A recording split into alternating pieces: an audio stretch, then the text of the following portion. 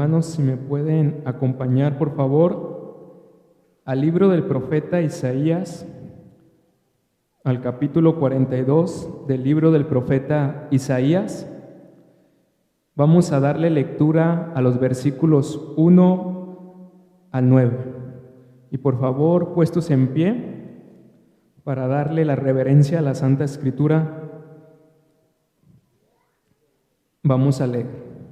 Dice así la Santa Escritura: He aquí mi siervo, yo le sostendré, mi escogido en quien mi alma tiene contentamiento.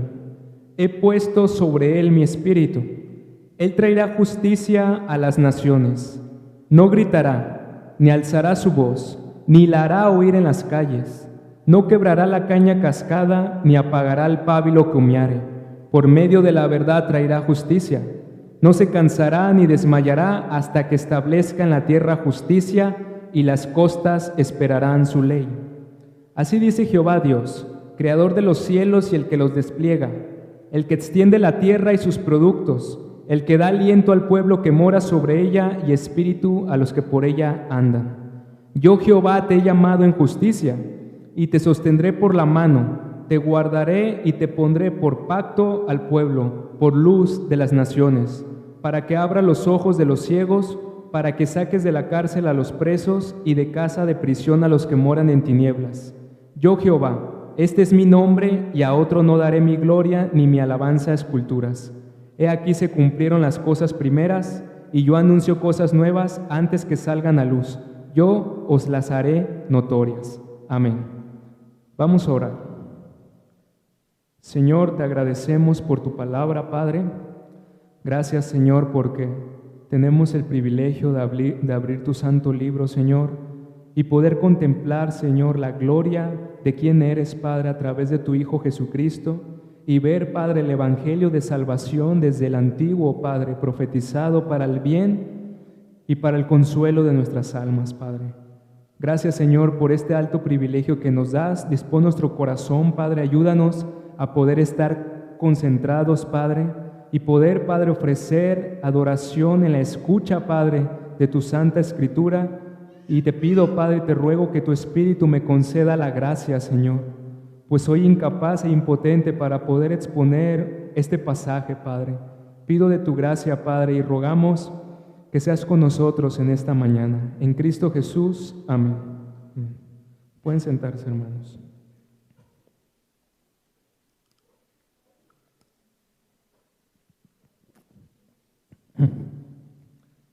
¿Quién es este siervo del cual Isaías está hablando? Existen corrientes de pensamiento incluso dentro del cristianismo que aseguran que este pasaje no se está refiriendo acerca de Cristo. Algunos, por la influencia que han tenido del liberalismo, han rechazado que verdaderamente esta profecía es concerniente a Cristo. Más ciegos no puede estar el hombre que negar el propósito eterno de Dios en la faz de Jesucristo. Toda la Escritura es inspirada por Dios, y desde el Antiguo Testamento hasta su última letra, en la última revelación de Apocalipsis, todo apuntaba al cumplimiento perfecto en la persona y la obra de Cristo. Hay un viejo refrán que es ciertamente simple y raya en lo simplista, pero nuestros antepasados estaban fundamentalmente en lo correcto cuando enseñaban que el Antiguo Testamento es Jesús predicho, los Evangelios es Jesús revelado, Hechos es Jesús predicado, las epístolas es Jesús explicado, y el Apocalipsis es Jesús esperado. Él es el clímax, así como la sustancia y el centro, la médula de las Escrituras, porque en Cristo todas las promesas de Dios son sí y amén. Él es el centro de las Escrituras. Escudriñad las Escrituras, porque a vosotros os parece que en ellas tenéis la vida eterna, y ellas son las que dan testimonio de mí. Este pasaje que acabamos de leer, hermanos, fue escrito 700 años antes de que el Señor Jesucristo caminase entre los hombres. Y fue escrito por uno de los profetas que más habló acerca de las profecías del Mesías. Fue escrito por Isaías. Isaías, que tanto anticipaba la promesa del advenimiento del Mesías de Dios. Se ha dicho que el tema principal de todo el libro de Isaías se puede resumir en lo siguiente: el juicio del pecado del pueblo y el mundo, y la salvación por la gracia del Mesías que había de venir para la gloria de Dios. Déjenme posicionarlos en el contexto que está dada a esta profecía. Este capítulo 42. Israel, para este tiempo, ya se encontraba quebrantado. Israel del norte y Judá del sur. La nación de Israel cayó en un grande declive espiritual. Comenzaron a practicar la idolatría. Comenzaron a confiar en los paganos y en las naciones paganas, cuando naciones extranjeras hacían sitios alrededor y en los linderos del pueblo de Israel. Dios usaría al imperio asirio para venir a traer juicio sobre Israel del norte, pero también está profetizando en contra de la tribu del sur, de Judá, de que experimentarían un grande exilio a mano de los babilonios.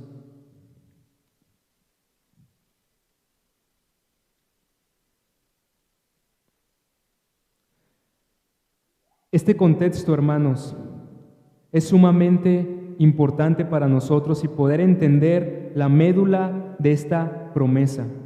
Todo lo que Dios había jurado en promesa y en amenaza en Deuteronomio se iba a concretar en el tiempo del profeta Isaías. Pues en el tiempo del profeta Isaías el pueblo de Israel se había apartado del Señor. Comenzaron a practicar, como les digo, la idolatría e incluso comenzaron a hacer alianzas con los paganos. Ellos se encontrarían en un momento exiliados por causa de su pecado. Y es aquí cuando el profeta Isaías empieza a dar oráculo tras oráculo de juicio en contra del pueblo de Israel. Pero solamente esto estaba anticipando a un juicio mayor que iba a venir a todo el mundo, pues el profeta Isaías no solamente estaba hablando para el plano inmediato de la nación que estaba en su presente, sino que él estaba anticipando un juicio mayor que iba a venir no solamente al pueblo de Israel, sino a todas las naciones. Pero en medio de estas declaraciones de juicio se encuentra una de las verdades y de las promesas más hermosas que se pueden encontrar en el Antiguo Testamento acerca de la obra de Cristo. Pues Isaías es el profeta que presenta el drama del Evangelio. Es el profeta que más habla acerca de la santidad y de la justicia de Jehová, en contraposición al pecado de los hombres, al pecado del pueblo. Isaías fue aquel que contempló a Jehová, el Dios 3 veces santo, entronado. Y él se ve a sí mismo como un hombre vil y pecador. Y contempla al pueblo, que es un pueblo inmundo, pecador, desobediente. Él comienza a entender la más grande problemática que se presenta a lo largo de toda la historia de las Escrituras. La más alta tensión que se puede encontrar en la Biblia, que es por un lado el pecado de los hombres y la santidad de Dios. Cómo el Dios santo, el Dios justo, podrá habitar entre un pueblo que es pecador y rebelde. ¿Cómo podrá aquel que es limpio de ojos habitar con los hombres pecadores? En medio de todo esto, del futuro exilio que iba a padecer Judá y de la inminente destrucción del pueblo del norte, de las tribus del norte, por parte de los asirios, viene esta promesa de redención. Una promesa donde Dios mostrará al Mesías para resolver la más grande tensión que existe en la historia de la humanidad. Porque el Mesías vendría a traer la esperanza no solamente a nivel nacional, sino a nivel universal e incluso cósmico. La redención que el Mesías traería para el resto del mundo y de las generaciones llegaría hasta el extremo de la tierra. Se ha dicho, y hay un comentarista llamado Alec Motyer, es muy ortodoxo en su interpretación del libro de Isaías, pero él dice que el corazón y el centro del mensaje de Isaías es el Mesías. Él dice que el capítulo 1 al 37 se nos presenta al Mesías como el Rey. El capítulo 38 al 55 se nos presenta al Mesías como el siervo de Jehová.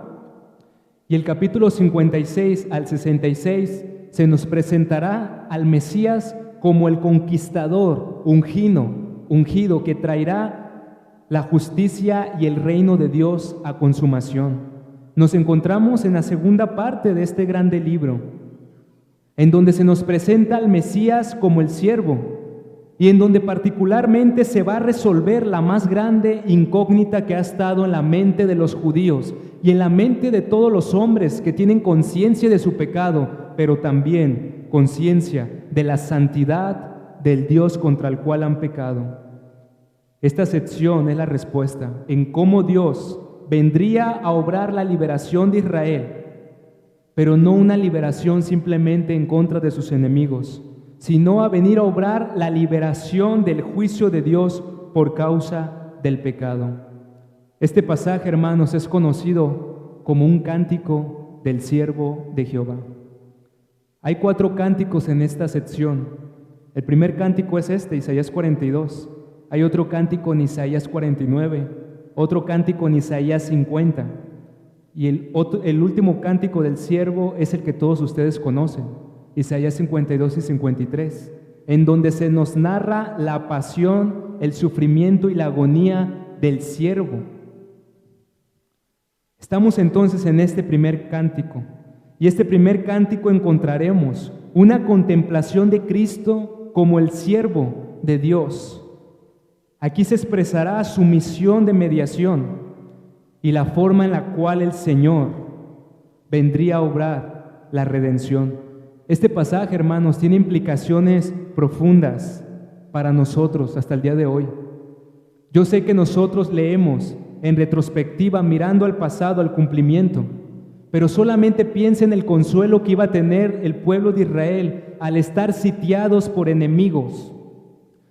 Y aunque el Señor les dijo que padecerían el exilio, el desconsuelo que a lo mejor había venido a sus vidas, y también la reflexión acerca de sus pecados. Pero he aquí que Dios es fiel y les da la más alta promesa, que ha sido la expectativa desde el antiguo pacto, la venida del Hijo de Dios. Mi propósito entonces en este sermón, hermanos, al exponer estos pasajes, los expondré de una manera muy superficial, pues hay mucho contenido aquí, hermanos, pero será probar lo siguiente. Jehová, el Dios creador, hace una presentación de su siervo ungido a su pueblo para la esperanza de un nuevo pacto. Asimismo, habla a su siervo para comisionarlo en una misión: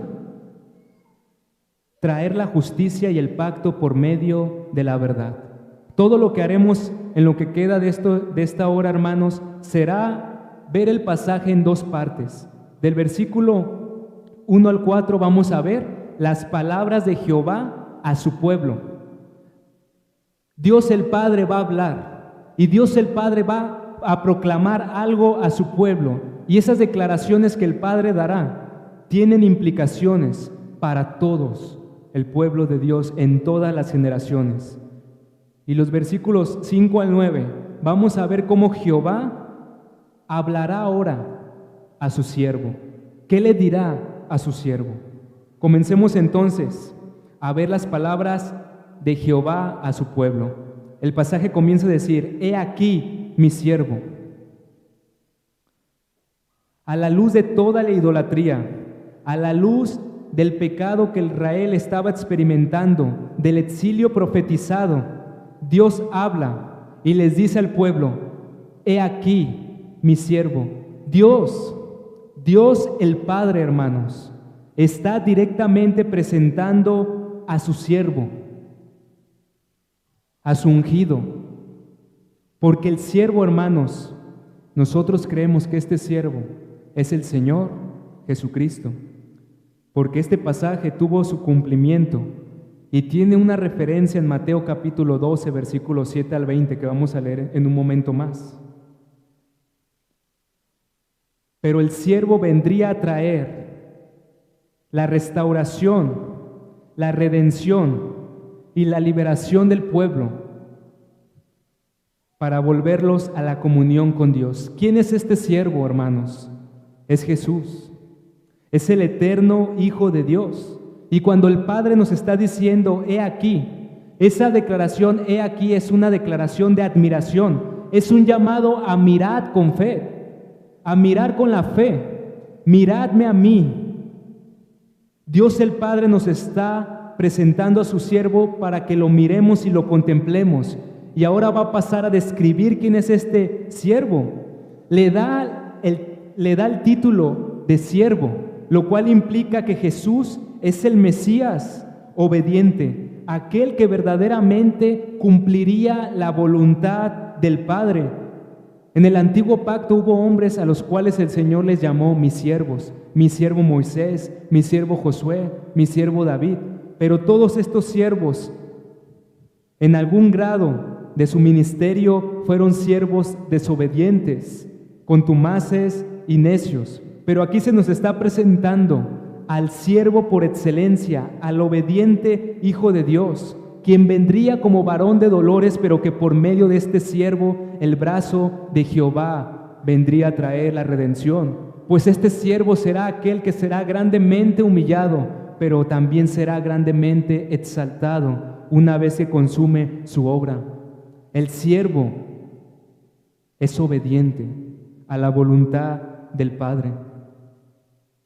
Jesús es el siervo del Padre para cumplir sus propósitos. Pero hay más, hermanos. Es menester decir que Dios el Padre, dice el pasaje, ha puesto su espíritu sobre él. Es decir, que Él es el ungido, Él es el Mesías, en donde la presencia de Dios y la plenitud de Dios se derramó sobre Él.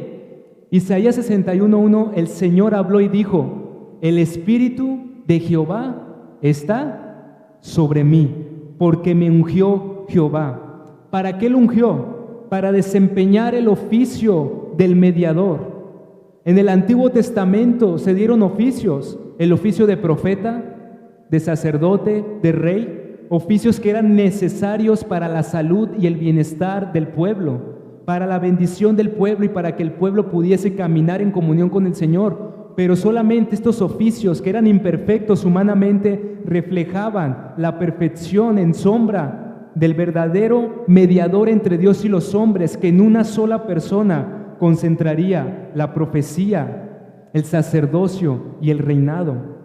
Él es el ungido, aquel que tiene la plenitud del Espíritu de Dios. Pero ¿saben qué es lo impresionante? Que este siervo es un hombre, es un verdadero hombre. Y será la expectativa de todas las generaciones, porque dice que las naciones y las costas esperarán su ley, es decir, los gentiles. Veamos, hermanos, Dios el Padre nos está presentando a su siervo, y desde que nos está presentando a su siervo, Jehová, el Padre, está manifestando la complacencia que tiene sobre su siervo. Dice, he aquí mi siervo, yo le sostendré, mi escogido en quien mi alma tiene contentamiento. El Padre nos va a empezar a describir la identidad de su siervo y nos dice, comenzando, que Él tiene un deleite en este siervo, una complacencia que solamente puede tener un padre sobre un hijo que le es obediente. ¿A qué nos recuerda esto, hermanos? Aquellas palabras que sonaron desde los cielos en el bautismo y en la transfiguración. Este es mi Hijo amado, en quien tengo complacencia. Y hermanos, esto tiene una implicación profunda, porque si el siervo complace a Jehová, esto habla que el siervo tiene una filiación divina con Jehová. El siervo no es otro, sino el Hijo eterno del Padre, la segunda persona de la Trinidad. Y desde estos pasajes, hermanos, y leyendo en el Nuevo Testamento, a la luz de estos pasajes podemos ver que desde aquí se concentran verdades de que aquel siervo, aquel Mesías, verdaderamente sería un hombre, verdadero hombre, pero sería Dios con nosotros, Emmanuel. Solamente, hermanos, meditar en esto, cuánta expectación y contemplación debería producir en un judío que verdaderamente anticipaba el cumplimiento de la promesa de Dios. Y esto tiene una aplicación profunda para nosotros, hermanos. No perdamos de vista que el cristianismo tiene como centro no a un mero hombre, no a un gran profeta, sino a Dios en la carne, a Dios el Hijo. Amigo que te encuentras el día de hoy entre nosotros, el cristianismo está fundamentado sobre aquel que es verdadero Dios y verdadero hombre, y que por amor a nuestras almas se hizo hombre para salvar a viles pecadores. Ve la declaración del Padre soberano y eterno sobre su siervo, sobre su Hijo. Él es mi siervo, mi obediente, el Mesías ungido sobre el cual he derramado la plenitud del Espíritu. Pero ve que en Él me complazco, porque Él es mi Hijo. Dios el Padre está hablando, nos presenta a su siervo y nos dice que Él sostendrá a su Hijo. El Padre capacitaría a su escogido, le daría el Espíritu para que cumpliera la misión por la cual Él vendría a encarnarse a este mundo. Vendría a realizar una obra que tendría no solamente implicaciones para Israel, sino para los confines de la tierra. Jesús era consciente durante todo su ministerio del sostenimiento del Padre. Él dijo, porque el que me envió conmigo está. No me ha dejado solo el Padre, porque yo hago siempre lo que le agrada.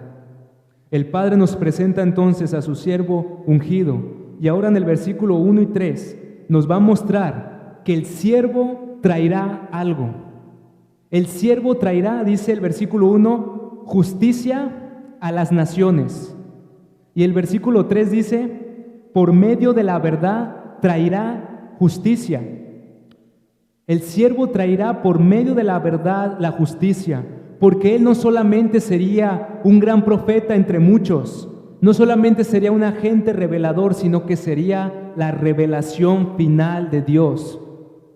Él vendría a traer la verdad de su identidad, de quién es Él y la obra. Pero hay más, hermanos. Lo que Él va a traer es la justicia, la santidad, tan necesaria que el pueblo necesita para poder estar delante del Dios que es santo, santo, santo. Aquí está la aplicación más medular de estos primeros 4 versículos, hermanos. Porque la verdad de la santidad de Dios y el pecado del hombre crean el drama del Evangelio, la tensión del Evangelio. ¿Cómo el Dios santo y justo perdonará al pueblo pecador y rebelde sin pasar por alto su justicia? La gravedad del pecado no puede ser pasada por alto. Los hombres que desobedecieren la ley del Señor, dice la palabra, que el alma que pecare, esa morirá. El juicio no puede ser burlado, pero el siervo vendría a traer por medio de la verdad la justicia a las naciones, porque el siervo vendría a obrar, vendría a traer una obra que traería una obediencia de vida y pagaría por los pecados de los hombres. Esta justicia no es otra cosa sino la justicia de Cristo en el Evangelio. Porque el hombre tiene culpabilidad, el hombre se encuentra bajo el juicio de Dios, pero Cristo vino al mundo para sujetarse al más grande sufrimiento en sustitución de los pecadores, para vivir la vida de perfecta obediencia a la ley de su Padre, para que con todo esto el hombre pueda alcanzar el perdón, la reconciliación y la justificación. Querido amigo, ¿has creído este evangelio? Si Dios te llamara hoy ante su tribunal, ¿saldrías absuelto? Nadie podrá permanecer delante del Señor en pie, pues como diría Job, ¿quién podrá estar delante del omnipotente? Pero he aquí que el Hijo vendría a traer la justicia a las naciones, a ofrecer su justicia para que los hombres puedan ser reconciliados para con Dios. Él vendría a declarar la verdad, porque la verdad aquí, hermanos, no es otra cosa sino el Evangelio de Dios. El Evangelio que concentra la identidad del siervo y la misión del siervo.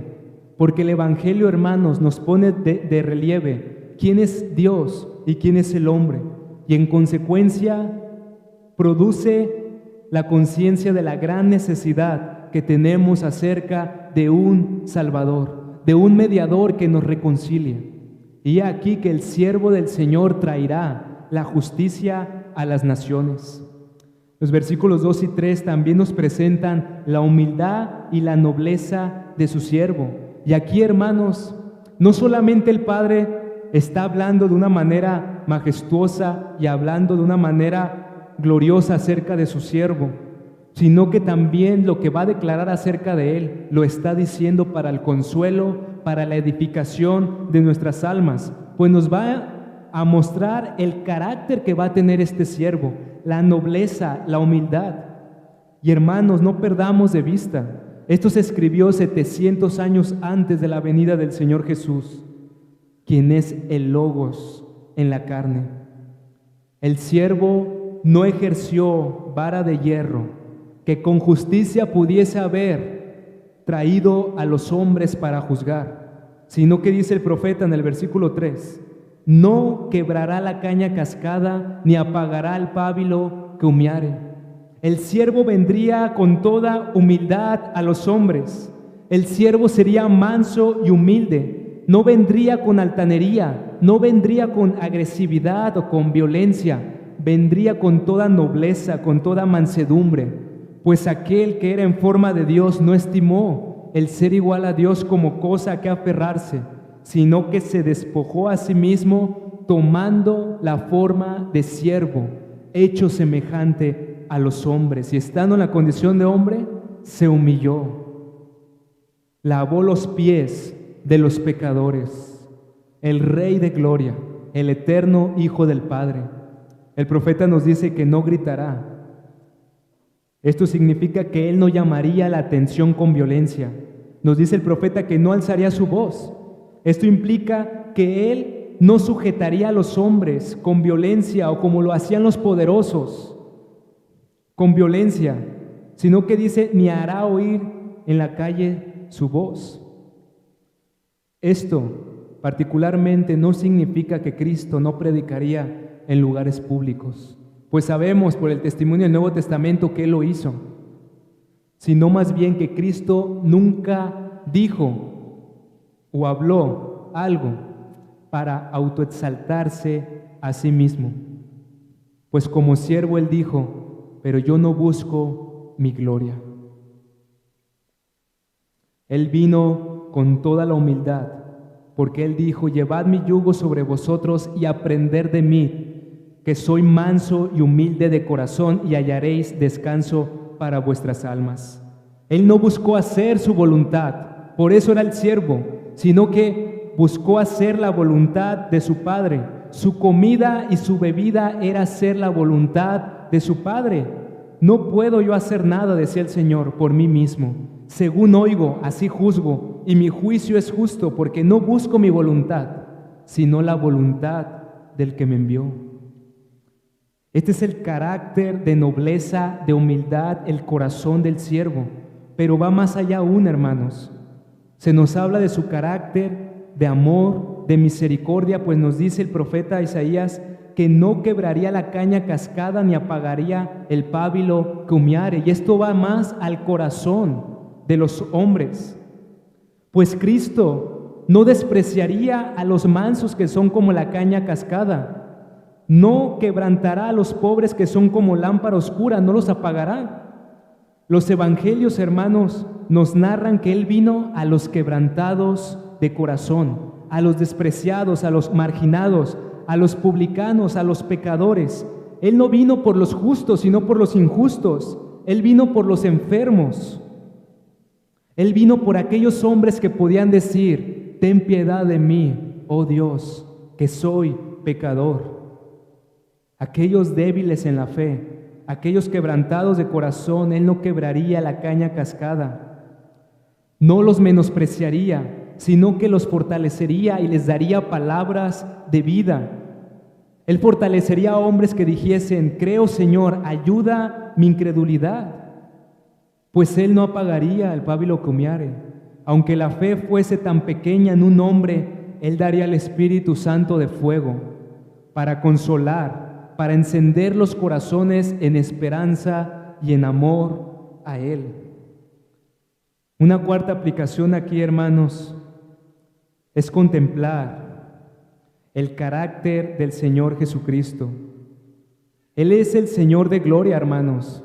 Él es el soberano del universo y se acerca a su criatura miserable y débil, al hombre pecador que no merece sino el castigo. Pero lo vemos como el Dios de misericordia buscando a sus ovejas para rescatarlas, para sanarlas, para llevarlas al redil. El Padre también dijo de Él: yo apacentaré mis ovejas y yo les daré aprisco, dice Jehová el Señor. Yo buscaré a la perdida y haré volver al redil a la descarriada. Vendaré a la perniquebrada. Ese es el corazón del Señor Jesucristo. Un corazón tierno, aquel que se compadece de nuestras debilidades, que no quebrará nuestra alma en los momentos de más grande debilidad, que no apagará nuestra fe humeante cuando esté en lo más bajo, sino que nos fortalecerá y nos guardará en el hueco de su mano. El versículo 4 expresa, hermanos, la fidelidad del siervo. Vean lo que dice, hermanos. Me interesa que vayan siguiendo el pasaje conforme voy exponiendo, hermanos. Pero dice que no se cansará ni desmayará hasta que establezca en la tierra justicia y las costas esperarán su ley. El siervo tiene una misión y él está comprometido fielmente para que la misión se cumpla con éxito. Él estuvo, hermanos, sujeto a la debilidad física. Él estuvo rodeado de tentaciones, de opresión. En todo Él fue santo, sin mancha y sin contaminación. Él no tenía dónde recostar su cabeza, pero dice el Padre: no se cansará ni desmayará. Su carne estuvo sujeta al oprobio y a la hostilidad de hombres que lo aborrecían, al acecho de los demonios y al pensamiento de que padecería el castigo de nuestra paz, la ira de su Padre. Sin embargo, nos dice la Escritura que no se cansará ni desmayará hasta que establezca la justicia. El corazón del siervo estaba entrelazado en el compromiso con su Padre en concretar, en consumar la misión por la cual vino al mundo. No hubo en la tierra un hombre que tuviese más contradicción de pecadores, más hostilidad. Aquel que contemplaba más el pecado de los hombres al vivir en un mundo caído, siendo que Él era santo y justo. Sin embargo, como dice la Escritura, Él puso su rostro para ir a Jerusalén, sabiendo que padecería la más grande humillación. Pero todo esto lo hizo, hermanos, por el gozo puesto delante de Él, porque a través de su misión traería la salvación de los hombres. Y por eso nos dice Isaías que las costas esperarán su ley. ¿Qué significa esto? Que los gentiles Los gentiles escucharían el nombre de este siervo, esperarían su ley, conocerían la verdad de quién es Él. Y como diría el profeta Isaías más adelante en el capítulo 52, los reyes cerrarían ante Él la boca porque verían lo que nunca les fue contado. Ninguno de los que estamos aquí somos judíos, pero he aquí el cumplimiento de este pasaje. Los gentiles, las costas, el nombre de Cristo ha llegado hasta el día de hoy para nosotros. Una quinta aplicación aquí, hermanos, es que Jesús es el todo suficiente y el idóneo Salvador para los hombres. Él es el tierno Redentor, el amante Salvador de nuestras almas, aquel que vino a buscar y a salvar lo que se había perdido. Vean su carácter, hermanos, vean su nobleza, vean su determinación, que no se apartó a diestra ni a siniestra, sino que caminó por el valle de sombra y de muerte, caminó por el río de la ira del Padre en la cruz para otorgarnos el perdón. Esta promesa se cumplió, y cerrando estos primeros 4 versos podemos decir lo siguiente: podemos percatarnos que el Padre hace una gloriosa presentación de su siervo, de su Hijo, a quien ha ungido con su Espíritu. ¿Para qué? Para traer la justicia por medio de la verdad. ¿Cuál es la verdad? El Evangelio, evidenciando a la luz de esto el carácter noble. Vayan conmigo, por favor, hermanos, a Mateo capítulo 12. Es el paralelo que el Señor habla cuando lee ese pergamino. He aquí, Mateo capítulo 12, he aquí mi siervo, a quien he escogido, mi amado, en quien se agrada mi alma. Pondré mi espíritu sobre él, y a los gentiles anunciará juicio. No contenderá, ni voceará, ni nadie oirá en las calles su voz. La caña cascada no quebrará, y el pábilo que humeare no apagará, hasta que saca victoria el juicio, y en su nombre esperarán los gentiles. Los gentiles. Dios ha hablado a su pueblo para que tengan esperanza. Y ahora reafirma, hermanos, lo que viene a continuación.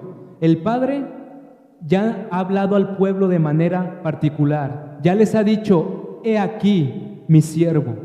Ya les presentó la identidad de su siervo. Les dice que Él es el Mesías obediente, que Él es su Hijo. Les dice cuál es su corazón y cuál es la determinación. Pero ahora el Padre va a dirigir unas palabras particulares a su siervo. Dios el Padre va a hablar al Hijo. Y pasamos a la segunda parte, que es más corta de esta exposición de estos versos. Las palabras de Jehová a su siervo. Aquí hay 3 estrofas. El versículo 5, Dios se revela como el Señor de la creación. El versículo 6 y 7, Dios se revela como el Señor del siervo. Y el versículo 8 y 9 se revela como el Señor soberano. Primeramente, Dios confirma la misión del siervo. Dios el Padre, hermanos, está sumamente comprometido a la luz de esta declaración en el éxito y en el cumplimiento de la misión del siervo. Dios comenzará a hablar a su Hijo y comenzará a hablar con términos de majestad, para que a la luz de escuchar nosotros esa declaración que el Padre va a hacer a su Hijo, seamos consolados y fortalecidos. Solamente escucha, hermano, ¿quién está comisionando al siervo? No es otro, sino que Jehová, Dios, el Señor de la creación. Dice, así dice Jehová Dios, creador de los cielos. Esta declaración, hermanos, inmediatamente trae a la mente el paralelo de Isaías 40, donde Dios revela su gloria, su majestad, su poderío, su soberanía, en donde Dios dice que las naciones, que los ejércitos de los poderosos son como la gota que cae del cubo. Él es el Dios creador, el Dios providente. Y se dan 4 verbos aquí. Se nos dice que Él crea, que Él despliega, que Él extiende y que Él da. Esto habla de la relación que Dios tiene con todo el orden creado, pues Dios es el Dios trascendente, que crea, que despliega, que extiende y quien da. ¿Qué significa esto? Crear y desplegar significan que Él es el creador, que Él es el que trajo por el poder de su palabra a la existencia todas las cosas, y que es el que despliega, es decir, el que tiene el gobierno absoluto en su providencia sobre todo lo creado. Los verbos extender y dar hablan de su cuidado, pues Él no es un Dios ajeno, hermanos. Él no es un Dios ajeno a su creación, sino que es el Dios que no solamente creó, sino el Dios que sostiene todas las cosas con la palabra de su poder, aquel que provee los productos, que no es otra cosa sino el alimento para las criaturas, el dador también del hálito y del espíritu, aquel que da el aliento a los pueblos y a toda criatura que andan sobre la tierra. Aquí hay una sexta aplicación, hermanos. Nuestro trino Dios es el creador, el sustentador, el bondadoso dador de la vida. En Él vivimos, nos movemos y somos. Y al considerar estos pasajes, hermanos, no debemos perder de vista que no nos pertenecemos a nosotros mismos, sino que somos suyos, le pertenecemos a Él. Y esta es una verdad que para los amigos que se encuentran presentes el día de hoy deben de contemplar cuánta es la majestad del Dios al que predicamos, del Dios que es creador, soberano, pero que Él es un Dios bondadoso. Él es el Dios amigo que hasta el día de hoy te ha dado el alimento, el sustento, el que ha proveído para todas tus necesidades, el que te dio de comer hace unos momentos antes de que vinieses aquí. Él es aquel que sostiene tu corazón y el hálito de tus pulmones. Él es aquel que en cualquier momento puede cortar el aliento de tu vida y tú perecer. Pero Él es también el Creador omnipotente, a quien ninguna de las naciones puede hacerle frente. Por eso la más alta necedad de los hombres es rebelarse en contra del Señor.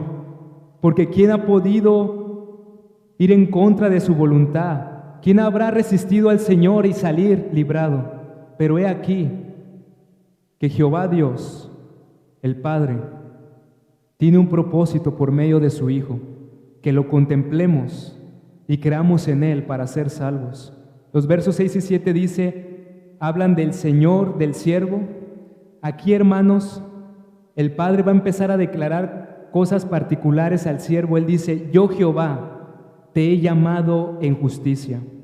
Jesús fue llamado para cumplir los propósitos del bienestar para con los hombres, los propósitos del mayor bien, que es la salvación, la reconciliación de los hombres, pues Él fue llamado en justicia para traer la justificación a todas las naciones, para traer la justicia tan necesaria que los hombres necesitan para estar delante de Dios. El Padre dice a su Hijo: y te sostendré por la mano, y te guardaré, y te pondré por pacto al pueblo. Esta porción, hermanos, es el corazón de esta segunda parte, porque aquí se nos está diciendo que Cristo sería el mismo pacto para el pueblo. Israel ya estaba experimentando un pacto, ya estaban experimentando el pacto mosaico, pero ¿qué se está anticipando aquí entonces? El nuevo pacto, hermanos, el nuevo pacto en la sangre del siervo. Cristo sería el mediador del pacto, porque a través de su obra Él traería una justicia para reconciliar a los hombres a la comunión con Dios. Y hermanos, aquí está el centro de lo que es el Evangelio en su plenitud. Porque la misión del siervo en el mundo no es otra cosa sino que la encomienda que Dios el Padre, desde la eternidad pasada, hizo al Hijo para salvar a su pueblo. Aquí está implicado, hermanos, el pacto eterno de redención. Ese pacto bendito donde el Dios Trino en la eternidad pasada acordó la salvación de su pueblo, la salvación de aquellos que en gracia fueron elegidos por el puro afecto de su voluntad, para la alabanza de su gloria. La confesión de fe nos dice en el capítulo 8, párrafo 1, agradó a Dios en su propósito eterno escoger y ordenar al Señor Jesús, su unigénito, conforme al pacto hecho entre ambos, para que fuese el mediador entre Dios y el hombre, el profeta, el sacerdote y el rey, cabeza y salvador de la iglesia, el heredero de todas las cosas y el juez del mundo, a quien dio desde toda la eternidad un pueblo para que fuese su simiente, para que a su tiempo lo redimiera, llamara y justificara. El Padre está diciendo que Él sostendrá en su mano a su siervo, que lo guardará con el propósito de ponerlo como el pacto para el pueblo. Hermanos, el Trino Dios es el Salvador de los hombres. El Padre ungió al Hijo con el Espíritu, lo sostuvo, lo guardó, lo capacitó, le dio el Espíritu en plenitud para que consumase esa obra. Aquí hay una aplicación para la iglesia, hermanos, y es no perder de vista el amor trinitario, el amor del Padre, porque el Padre verdaderamente nos ha amado y en amor nos entregó a su Hijo amado, quien a su vez en amor nos recibió y en el tiempo y en la historia se hizo hombre y habitó entre nosotros. Vivió la vida que ninguno de nosotros ha vivido y padeció el juicio por nuestros pecados. Y es el Trino Dios también, Dios el Espíritu Santo, el don del amor que el Padre y el Hijo envían para imprimir en nuestra conciencia y en nuestro corazón lo que diría el profeta Jeremías: con amor eterno te he amado. ¿Qué tan consciente eres de esto, hermano? Escucha, esta profecía 700 años antes de que el Señor Jesucristo caminase entre los hombres. Ya tienes el Nuevo Testamento, ya puedes contemplar el cumplimiento. Pero hermano, ¿qué tanto meditas en este amor? ¿Qué tanto meditas en el amor del Padre, expresado por la obra de su Hijo y concretado en tu corazón por el Espíritu?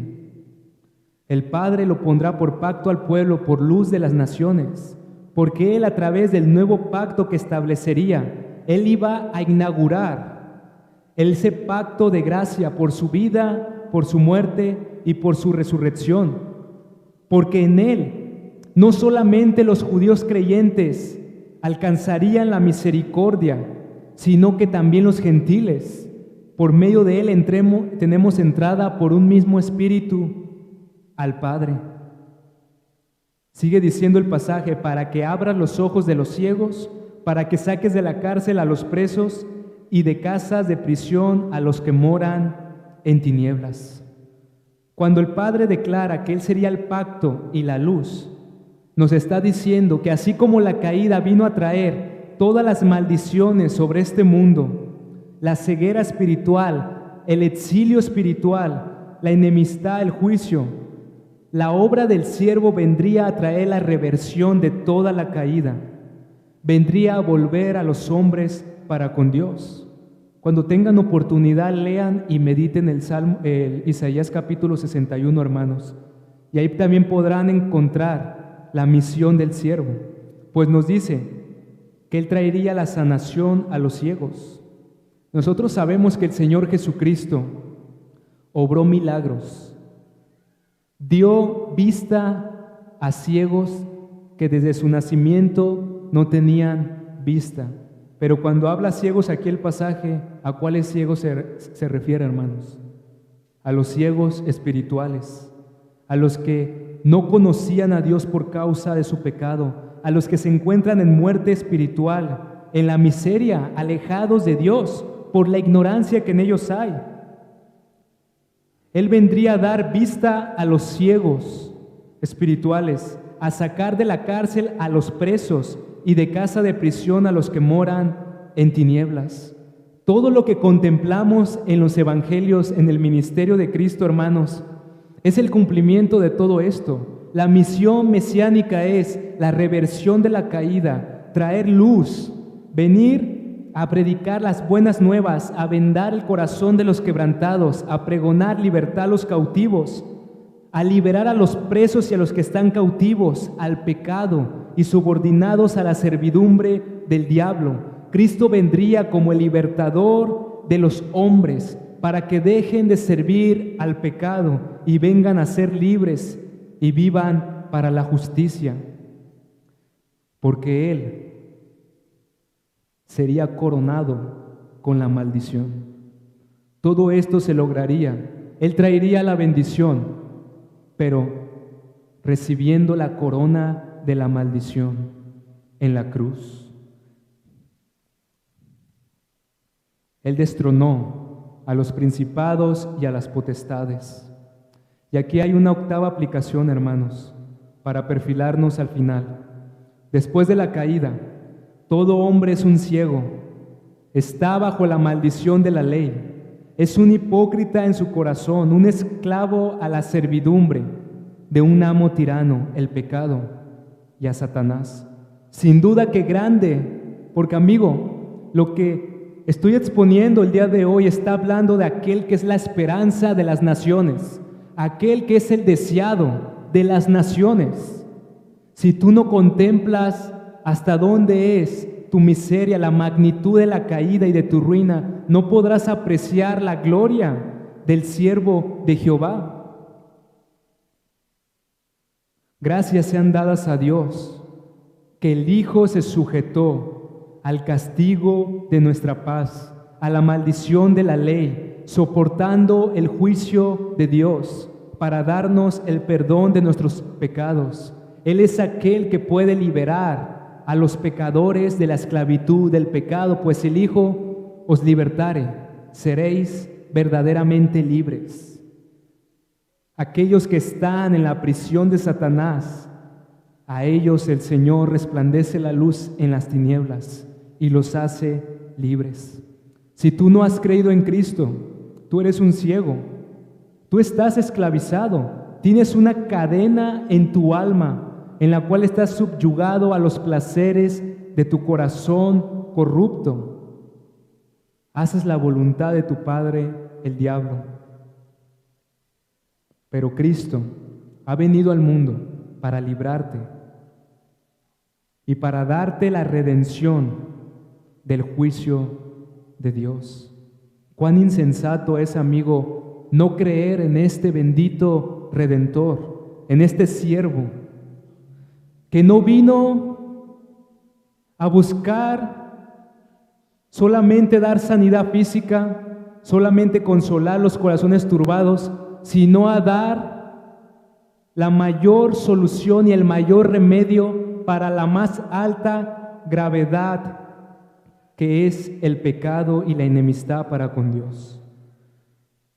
Finalmente, se nos muestra al final de este pasaje, es como si el Padre, después de presentarnos a su Hijo, después de dirigir esas palabras a su Hijo, cierra con estas palabras: Yo Jehová, este es mi nombre, y a otro no daré mi gloria ni mi alabanza. Ni mi alabanza. El Padre dirá de su Hijo: honrad al Hijo. Honrad a mi Hijo. Solamente el Trino Dios merece la gloria. Solamente el Padre, el Hijo y el Espíritu Santo merecen la gloria, porque el Padre y el Hijo y el Espíritu Santo es el Creador y el Redentor de los hombres. He aquí se cumplieron las cosas primeras y yo anuncio cosas nuevas antes de que salgan a la luz. Y nosotros, hermanos, podemos contemplar que este pasaje ya ha tenido su pleno cumplimiento. Ya se ha cumplido, hermanos. El Padre lo dijo 700 años antes de la venida de su Hijo, y nosotros ya somos testigos de que se ha cumplido. Todo lo que Dios prometió a los patriarcas, todos los pactos de la promesa y aún las amenazas, salvación y juicio se cumplieron. Todo lo que Dios dijo en el pasado se cumplió. El mundo entero se encuentra en el exilio por causa de la caída. Pero esta profecía no solamente iba a ser para que Israel, una vez que fuesen llevados cautivos a Babilonia, el pueblo de Judá, tuviesen la esperanza de que un día volveremos nuevamente a Jerusalén y construiremos el templo, sino que entendiesen que todos los hombres en todas las épocas se encuentran en el exilio y que necesitan creer en la obra del siervo para ser salvos y retornar a la comunión con Dios. Como puedes darte cuenta, amigo, la palabra de Dios no puede ser quebrantada. Dios es fidedigno a su palabra. Su palabra no pasará, se cumplirá por completo. Y Él nos ha dado la garantía de que su palabra es inquebrantable, porque lo que Él mandó se ejecutó al pie de la letra. Entonces, hermanos, cerrando aquí, Jehová es creador, es sustentador y tiene un propósito desde estos pasajes para el beneficio del mundo: traer a través de su siervo el nuevo pacto, asegurando esto porque Él es el único Dios soberano que dominará la historia mediante su decreto y providencia para cumplir sus fines. Hermano, yo te invito e incluso te exhorto en el Señor a que medites mucho en el libro del profeta Isaías, porque el profeta Isaías está lleno de la majestad de Dios en la faz de Jesucristo. Isaías 42, en conclusión, hermanos, nos hablan que Jehová, el Dios creador, nos ha presentado a su siervo ungido, a su Hijo Jesucristo. Lo ha presentado al pueblo para la esperanza de que el Señor Jesús sea el pacto que trataría con el pecado del pueblo y restauraría la comunión con el Dios Santo. El Padre habló al Hijo y le encomendó esta misión: traer la justicia por medio de la verdad. ¿Y cuál es la verdad? ¿Quién es el siervo y su obra? Este cántico, hermanos, este cántico fue profetizado para nuestro gozo. Este cántico ha sido expresado para contemplar el amor del Dios Trino, para fortalecernos, para animarnos, para que al contemplar esto, hermanos, demos una más grande obediencia a nuestro Dios, una más grande devoción a nuestro Dios. Pues mira la nobleza y la determinación del Salvador. Mira el corazón del Padre al enviar a su siervo. Mira con cuánto esmero y compromiso el Padre constituye a su Hijo el pacto para salvar a los pecadores. Y para los amigos, solo me queda decirte que este canto también fue dado para tu esperanza. Si tú te reconoces como un pecador, un ciego, un esclavo al pecado y al diablo, puedes tener esperanza creyendo en el Señor Jesucristo, que Él puede darte vida y liberación. Él puede justificarte delante del Padre y volverte a comunión con el Dios Santo.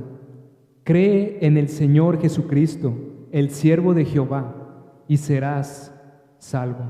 Amén. Oremos.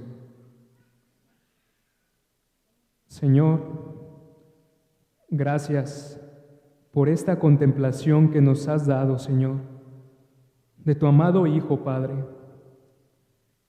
Oh Señor, no permitas que seamos indiferentes e insensibles a lo que este pasaje enseña, Señor, acerca de quién eres y de quién es tu Hijo y de la obra del Espíritu Santo en tu Hijo, Padre.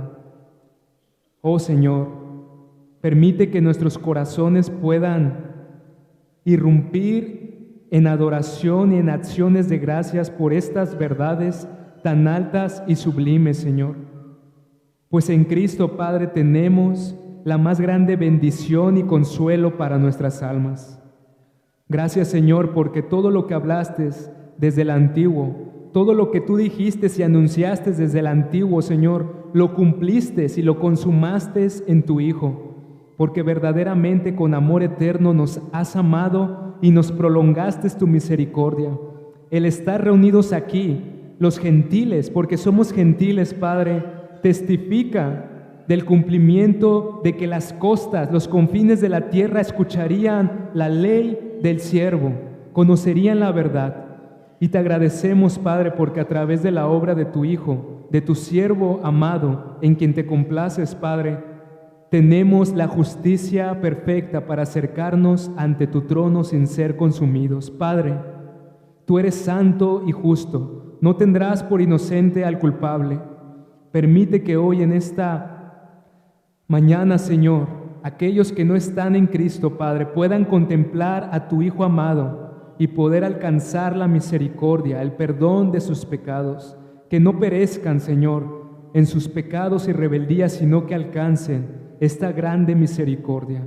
Gracias, Padre, por tan grande revelación y tan alta contemplación acerca de tu amado Hijo y del compromiso tan perfecto y eficaz que revelaste desde el antiguo, Padre, para cumplir la redención de tu pacto eterno, Padre. Gracias, Señor. Gracias por la vida de cada uno de mis hermanos. Consuélalos, fortalécelos y llévalos a una más alta entrega y devoción a ti. Únicamente por la justicia de este siervo ungido lo pedimos. Amén.